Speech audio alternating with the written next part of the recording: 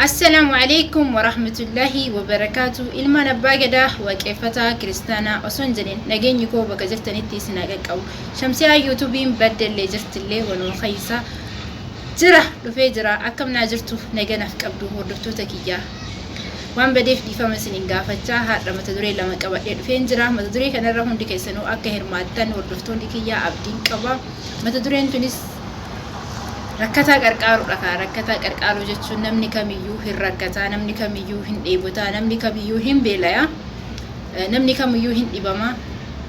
Garuu akkuma walirraa gad jirruun akkuma qubni keenya wal taru namni wal taraa, yaadni isaallee wal taraa, qabeenyi isaallee wal taraa, wanti hundi namaatiyyuu waliin qixxaatu jechuudha.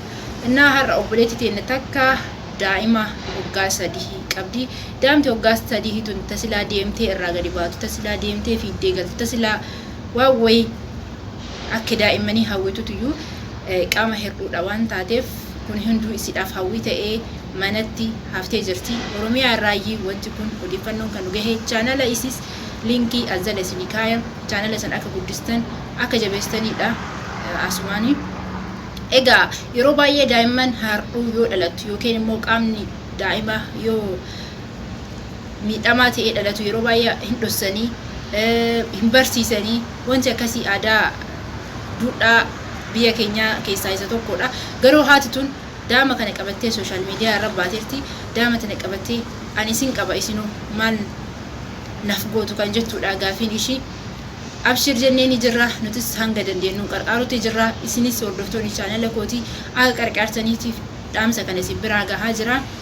Egaa daa'imti tun nu malee homaa hin qabdu erga ta'e hundi keessaniyyuu dirqama kan akka baatan tokkoffaa chaanala kana subscribe gochuudhaan chaanala isii linkii azala isin kaaya chaanala san guddisuudhaan chaanala san like gochuudhaan chaanala san share gochuudhaan ulaa takka irraa cufuu dandeettii jechuudha. Itti aansee mallaqaan qarqaaruudha. Mallaqaan warroonni qarqaaruu barbaadanis akkaawuntii baankii fuuldura kanatti isiniif kaaya. Akkaawuntii baankii irratti waan qabdan irraa doolcha shilingii qabdan irraa akka qarqaartaniin isin jechuu barbaada. Sadaffaan dandeettii wal'aansa namaa irratti yookiin doktora warri taatan waan kana irratti gadi fageenyaan daa'imti rakkinisii kun maalidha jedhamee osoo waliin buutanii wanta kanarra nu qarqaartanii akkasuma gatiin wanta kanaa beekamee hagamin akka wal'aanattu beekamee hundi kennayyuu dirqama waan kanaa osoo baanee jecha viidiyoo kana share gochuudhaan namoota dandeettii wal'aansa namaa irratti doktora ta'anii beekaman biraan akka geettan abdiin qaba. Inshallah ani namoota beeku biratti share gochuuchi jira viidiyoo isheesanii isinillee akkasuma viidiyoo linkii azala isinii kaaya viidiyoo san share gochuudhaan dandeettii warra qabu biraan geechuu hin dandeettanii dandeettii kan qabu rabbi malee hin jiru. Haa ta'u wal'aansi barbaachisaadha jedhee yaada. Egaa kana kan gootan tokkoffaa chaanala isii kana subscribe gochuu warri barbaadan linkii azala isiniif kaaya. Qarqaarsa mallaqaa yoo barbaadan godhuuf yoo barbaadan akkaawunti nambarii lakkoofsa ishii hanga dhuma fuuldura irratti isinii kaaya kanaan qarqaaruu dandeettanii jechuudha. Kan mallaqni eessayyuu dhaqee qisaasa'uu hin dandeenye. Yeroo baay'ee namni nama qarqaaruu irratti wanti ulfaataa ta'ee jiru yeroo ammaa kanatti akkaawuntii dogongoraa namarraan mallaqa galchuu wanni akkasii hin barbaachisu.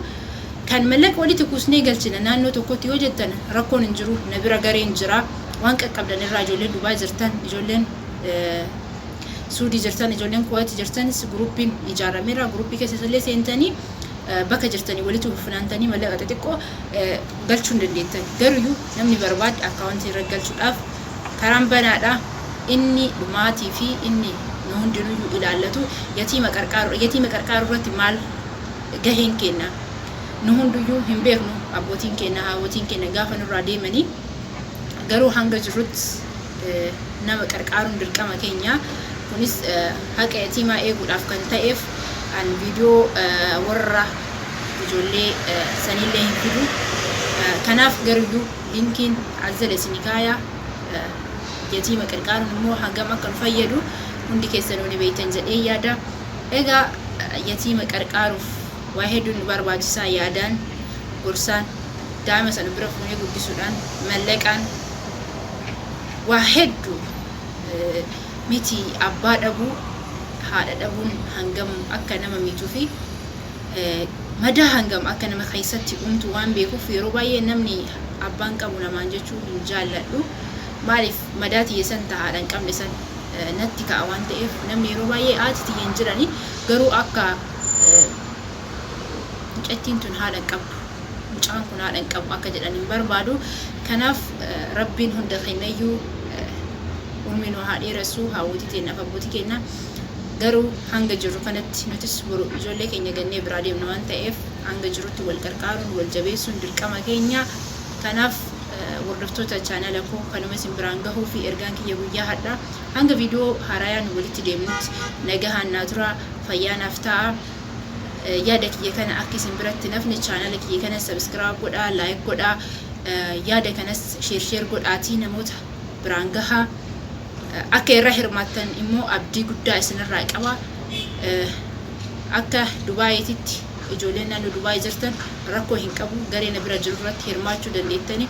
Ijoolleen Suudii jirtanis ijoolleen Suudii jiranis jira kan Kuwait jiranis ijoolleen Kuwait jirti kan Beirut hunda keessanii ijoolleen jiranii kan iddoo kanarratti ramadamanii hojjechaa jiranii.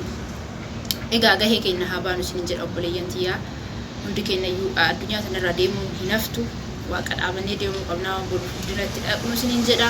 Oromoo tiyya amantii kutaan osoo isiniin qoodin hundumti keessan nagaa naaf qabadha isiniin jedha. Hedduu isin jaaladha fayyaa naaf ta'a. Hanga viidiyoo biraatiin walitti deebinutti kaa maal isin yaa jedhu hirmaannaa kanaan akka na gammachiisanii fuulli kiyya ifaa fuulli namoota qarqaareessanii ifaa akka walitti deebinu abdii qaba.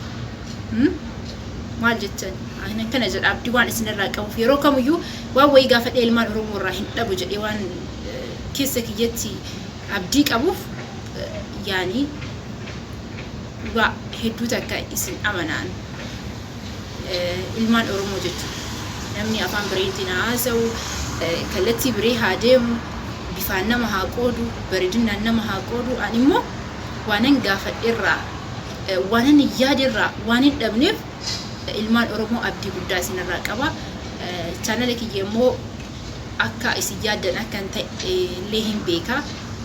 Garuyyuu mee chaanala kiyya illee walumaan guddisuudhaaf chaanala kiyya illee maaltu mudateetiin haga amma viidiyoo gaggaarii gadhiisuu dhabee maaltu mudatee viidiyoo isin irraa eegdan gadhiisuu dhabee sanillee duuba walumaan mari'annaa wantoota na mudatanis walumaan irratti mari'annee walumaan immoo chaanala kana guddisnaa. Kanaaf chaanala si subscribe like share gochuu akka hin irraanfanne eebbaa jedha.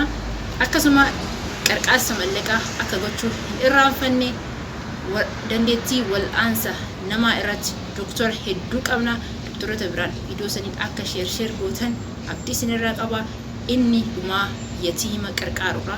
Yatiima qarqaaru jechuun dirqama keenya. Isas akka irraanfanne irra deebi'ee isinitti hima.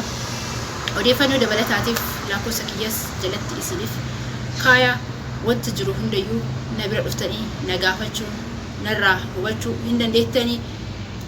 Jecha kiyya keessatti yoo dogongora qabaadhe dhiifamaa isin jedha isin jaalladha nagaan naa tura. Isin biraa deemuun akka ulfaatu viidiyoo xumuruun natu beeka na akkasii nagaan tura.